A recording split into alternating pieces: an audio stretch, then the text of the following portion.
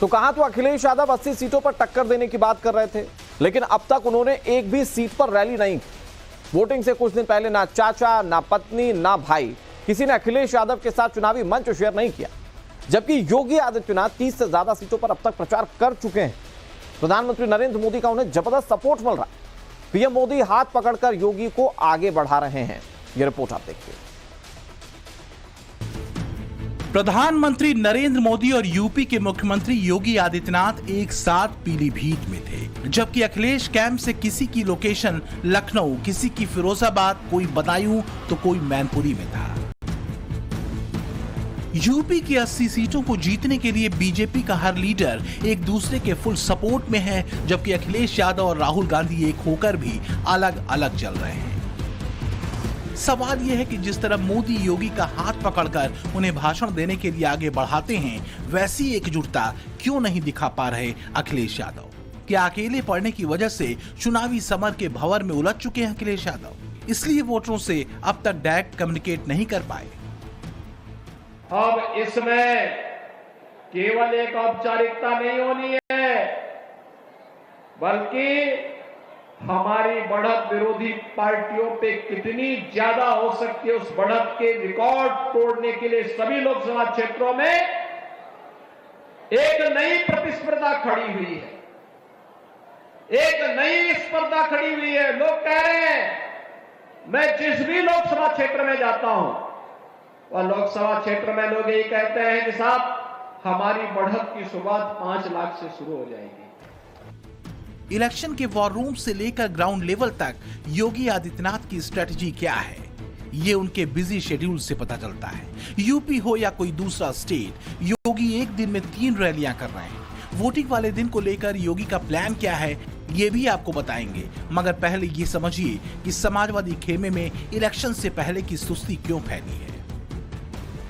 इस चुनाव के लिए समाजवादी पार्टी ने 40 स्टार प्रचारकों की लिस्ट बनाई है, मगर सीट बंटवारे के बाद समीकरण ऐसे बने कि मुलायम फैमिली एक खास इलाके तक सीमित रह गई है। अखिलेश यादव को तो छोड़िए, उनके बगैर भी एक रैली तक तय नहीं हो पाई है।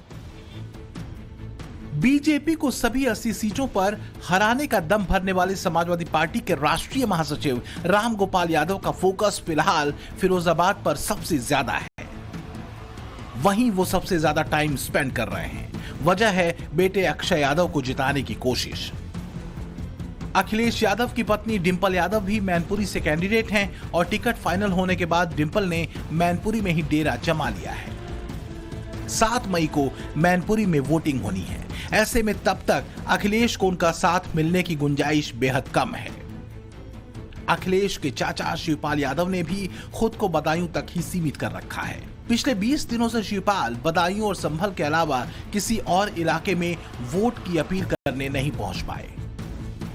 तो मैं समझती हूँ इंडिया गठबंधन जो है बहुत ही मजबूती के साथ पूरे देश में चुनाव लड़ रहे हैं और कट्टरता से लड़ रहे हैं। और मुझे खुशी इस बात की है कि लोगों का समर्थन लगातार इंडिया गठबंधन को मिल रहा है। और जिन प्रदेशों में रीजनल पार्टीज हैं, क्षेत्रीय दल हैं, उन प्रदेशों में लोगों का समर्थन उन क्षेत्रीय पार्टियों को भी मिल रहा है लगातार। समाजवादी पार्टी से आधिकारिक तौर पर जो घोषणा थी आदरणीय शिवपाल सिंह यादव जी, जनता में ये मांग, जैसा मैंने पहले भी आपके चैनल के माध्यम से बताया था, ये मांग उठी थी, हमारे नाम की चर्चा हुई थी। उस संदेश को राष्ट्रीय अध्यक्ष जी के पास तक पहुंचाया गया है और मैं समझता हूं अब हम लोगों को शीर्ष नेतृत्व पे छोड़ देना चाहिए, उनका निर्णय है और कुछ पार्टी की स्ट्रैटेजी होगी। अखिलेश यादव के चचेरे भाई धर्मेंद्र यादव भी आजमगढ़ और बदायूं में फंस कर रह गए हैं। भले ही अखिलेश यादव ने आजमगढ़ पर पिछले चुनावों में जीत दर्ज की हो, लेकिन धर्मेंद्र यादव के लिए सीट नई नवेली है। दूसरी ओर चाचा शिवपाल को भी बदायूं सीट जिताने की जिम्मेदारी धर्मेंद्र यादव के कंधों पर सौंपी गई है। यानी कि उनकी सक्रियता को देखा जाए तो इसके आसार बहुत कम है कि वो अखिलेश यादव के साथ किसी भी जनसभा में नजर आए। मैनपुरी के पूर्व सांसद तेज प्रताप सिंह भी इस बार अखिलेश से कटे कटे नजर आ रहे हैं। वो मैनपुरी पहुंचकर औपचारिकता भर निभा चुके हैं, मगर पहले जैसी सक्रियता नहीं दिखी, जबकि इसके मुकाबले बीजेपी पूरा दम दिखा रही है। मोदी और योगी के अलावा यादव लैंड में मध्य प्रदेश के मुख्यमंत्री मोहन यादव भी उतर सकते हैं। मैनपुरी और फिरोजाबाद में समाजवादी पार्टी को घेरने के लिए उनकी रैली कराने का प्लान है। कोशिश यही है कि यूपी में विरोधी किसी भी सीट पर एक न हो पाए। सपा, बसपा, कांग्रेस के 14 साल में जितने रुपए गन्ना किसानों को मिले थे, उससे ज्यादा पैसे बीजेपी ने यहां योगी जी की सरकार ने 7 साल में गन्ना किसानों को दे दिए हैं।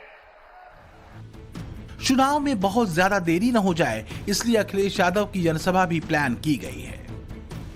अखिलेश 12 अप्रैल को पहली जनसभा करेंगे, वो भी उस पीलीभीत में जहां मोदी योगी उनसे पहले ही पहुंच गए। इस दौरान राहुल गांधी उनके साथ नहीं होंगे। मुलायम फैमिली के बड़े नेता के पहुंचने के चांस कम ही हैं। गौर करने वाली बात यह है कि अखिलेश ने अभी तक मुस्लिम बहुल सीटों को लेकर अपना कोई विजन वोटर्स के सामने नहीं रखा है, जबकि पहले 2 चरण वाली यही सीटें विपक्ष के लिए पिछले इलेक्शन में फील गुड फैक्टर बनी थी। 2019 के इलेक्शन में अखिलेश यादव के साथ मायावती थी और जयंत चौधरी भी। इसीलिए एंटी बीजेपी मोर्चे ने पश्चिमी उत्तर प्रदेश में मजबूती से अपनी ताकत दिखाई थी। लेकिन इस बार अखिलेश यादव के साथ साथी के रूप में कांग्रेस है। लेकिन अभी तक पश्चिमी उत्तर प्रदेश में ना तो राहुल गांधी और ना ही प्रियंका गांधी की अभी तक कोई रैली फिक्स हो पाई है। कांग्रेस का दावा है कि नवरात्र के दिनों में पश्चिमी यूपी में बड़ी रैली का प्लान है और फिर लखनऊ में भी संयुक्त रैली का प्रस्ताव है, लेकिन तारीख क्या होगी ये कंफर्म नहीं हो सका है।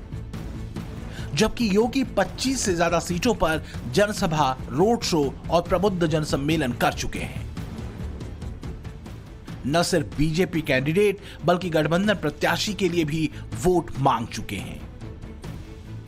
भारतीय जनता पार्टी का कमल और आरएलडी का नल, यानी आरएलडी का नल और कमल दोनों मिल गए तो फसल तो खिलखिलानी ही है, लहलहानी है। बीजेपी ने सीट वाइज कैंडिडेट से लेकर वोटिंग के लिए खास प्लान बनाया है। ज्यादा से ज्यादा रिपोर्ट मिल सके, इसकी स्ट्रेटजी भी क्लियर कर दी गई है। बीजेपी चाहती है कि वोटिंग डे पर पार्टी वर्कर्स अर्ली मॉर्निंग मतदान करें और ऐसे लोगों को अपनी तरफ कन्विंस करें जो अगर मगर में फंसे हैं। हर पोलिंग बूथ पर 370 वोट एक्स्ट्रा बीजेपी को दिलाने की कोशिश है। इसके लिए 2 महीने से मेगा मिशन चलाया जा रहा है। इस मिशन का मकसद है बीजेपी के कुनबे को उम्मीद से ज्यादा बड़ा करना। बीजेपी का दावा है कि 60 दिनों के दौरान यूपी में 70,000 लोग भाजपाई बन गए हैं, जिनमें विपक्षी पार्टी के सांसद से लेकर पूर्व सांसद और विधायक से लेकर जिला लेवल के बड़े नेता तक शामिल हैं। एक अनुमान के मुताबिक हर रोज 2000 नेता और कार्यकर्ता दूसरे दलों को छोड़कर बीजेपी ज्वाइन कर रहे हैं। योगी की स्टडी का अंदाजा इसी से लगा सकते हैं कि वो न सिर्फ अपने कैंडिडेट्स की खूबियां बताते हैं बल्कि ऑपोजिशन के सांसदों का पूरा लेखा जोखा भी रखते हैं। पिछली बार तनिक गलती रह गई अमरोहा में, क्या खामियाजा भुगतना पड़ा। अमरोहा के ढोलक की थाप कमजोर पड़ गई थी। जो सांसद बना उसका संसद में चरित्र किस रूप में, भारत माता का भी जयकार करने में उसको संकोच हो रहा था। क्या ऐसे लोग संसद में जाने चाहिए क्या? सूत्रों का दावा है कि समाजवादी पार्टी के कुछ और विधायक बीजेपी के संपर्क में हैं। कांग्रेस के कुछ लीडर्स में भी नाराजगी की खबर है और ये सब हुआ है गठबंधन के बाद स्थिति क्लियर न करने को लेकर, जबकि मिशन 80 हिट कराने के लिए इस मोर्चे पर भी बीजेपी बड़ा खेला कर सकती है।